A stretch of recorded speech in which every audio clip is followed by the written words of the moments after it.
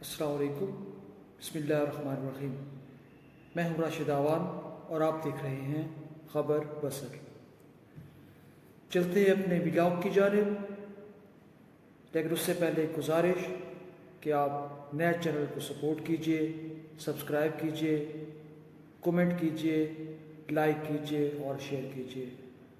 یہ اس لیے کہ یوٹیوب کا الگوریتھم کچھ اس طرح کا ہے کہ اگر اسے کومنٹ کیا جائے گا، شیئر کیا جائے گا، لائک کیا جائے گا تو اس کی ریچ بڑھ جائے گی اور یہی ہمارے حوصلے بلند رکھنے کا ایک ذریعہ ہو جائے گا۔ تو چلتے ہیں اپنے آج کے ولاگ کی جانب۔ 27ویں ترمیم کی سینٹ سے منظوری۔ 27ویں ترمیم کا مسودہ سینٹ سے منظور کر لیا گیا ہے اور اس میں آرٹیکل 248 کے تحت field marshal, chief of air marshal, chief of naval staff اور چیف آف آرمی اسٹاف اور صدر مملکت کو تاحیات تمام قسم کے مقدمات سے استثناء حاصل کیا گیا ہے۔ وزیر اعظم شہباز شریف اور اسپیکر ایاز صادق نے آرٹیکل 248 کے تحت استثناء حاصل نہ کرنے کا اندیہ دیا ہے۔ وفاقی حکومت کی جانب سے زرعی گریجویٹس کے لیے چین میں اسکالرشپس کا اعلان کیا گیا تھا، جس کے تحت اس وقت 224 گریجویٹس چین سے زرعی تعلیم مکمل کر کے واپس آ چکے ہیں اور گورنمنٹ کا اعلان ہے کہ مزید گریجویٹس چین روانہ کیے جائیں گے، جبکہ 376 گریجویٹس اس وقت چین میں زرعی تعلیم کی تربیت حاصل کر رہے ہیں۔ 27ویں ترمیم کے مسودے میں ایک آئینی عدالت کا قیام بھی شامل ہے۔ یہ آئینی عدالت سپریم کورٹ کی طرح کام کرے گی اور اس کا جج یا سپریم کورٹ کا جج ان میں سے سینئر وہ ہوگا جس کا تقرر پہلے کیا جائے گا اور اسلام آباد ہائی کورٹ کی تیسری منزل خالی کروا کر آئینی عدالت کا صدر دفتر بنایا جائے گا۔ بلوچستان میں کوئٹہ کے 8 میں سے 6 ڈویژنز میں لیویز کو پولیس میں شامل کرنے کا اعلان کیا گیا ہے۔ اس طرح لیویز کا انضمام پولیس میں ہو جائے گا۔ اس کے خلاف مقامی آبادی نے احتجاج کرنا شروع کر دیا ہے۔ لیویز اہلکار 140 سالہ پرانا نظام ختم کرنے پر احتجاج کر رہے ہیں۔ وزیر اعلیٰ بلوچستان سرفراز بگٹی کا کہنا ہے کہ اگرچہ لوگ لیویز سے محبت رکھتے ہیں لیکن یہ فیصلہ پسندیدہ نہ ہونے کے باوجود ضروری ہے۔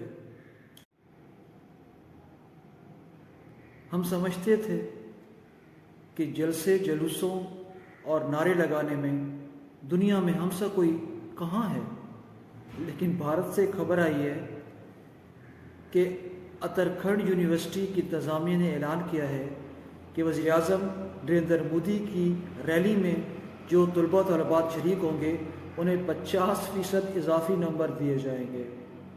اور بات یہاں تک ختم نہیں ہو رہی، جو اس میں نعرے لگائیں گے ان کو مزید اضافی نمبر بھی دیے جا سکتے ہیں۔ یونیورسٹی نے گویا یہ اعلان کر دیا ہے کہ ہمسا ہو تو سامنے آئے۔ اب دنیا میں ان کا مقابلہ کون کر پائے گا یہ تو ہم نہیں کہہ سکتے، لیکن ظاہر ہے اپوزیشن نے اعتراض بھی کیا ہے اور یہ نقطہ بھی اٹھایا ہے کہ اس طرح تعلیمی معیار انتہائی پستیوں میں چلا جائے گا۔ اس کے جواب میں یونیورسٹی انتظامیہ نے بھی اپنا پورا موقف دیا ہے۔ ان کا کہنا ہے کہ اصل میں یہ بات اس لیے رکھی گئی ہے کہ طلباء میں سیاسی شعور اجاگر ہو۔ واہ جی، اسے کہتے ہیں چپڑی اور دو۔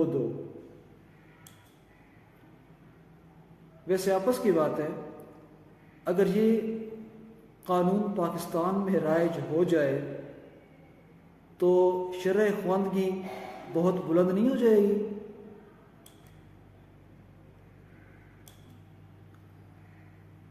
اچھا جی، چیٹ جی پی ٹی کا نام تو یقیناً سنا ہوگا اور آپ اسے استعمال بھی کرتے ہوں گے۔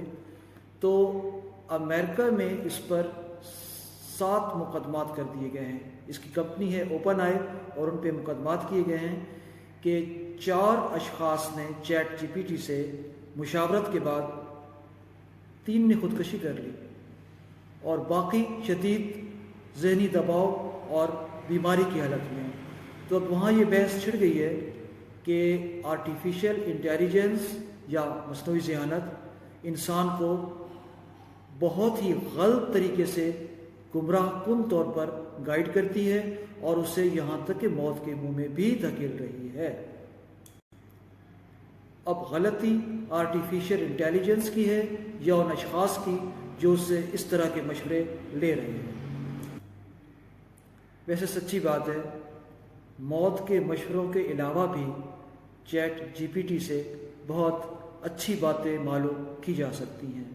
اب یہ معلوم کرنے والے پہ ہے کہ وہ اس سے کیا پوچھتا ہے، کیسے پوچھتا ہے اور اس پہ کتنا عمل کرتا ہے۔ اچھا جی، آج کے لیے اتنا ہی۔ اب اجازت دیجیے، انشاءاللہ دوبارہ ملاقات کریں گے۔ اللہ حافظ۔ پاکستان زندہ باد۔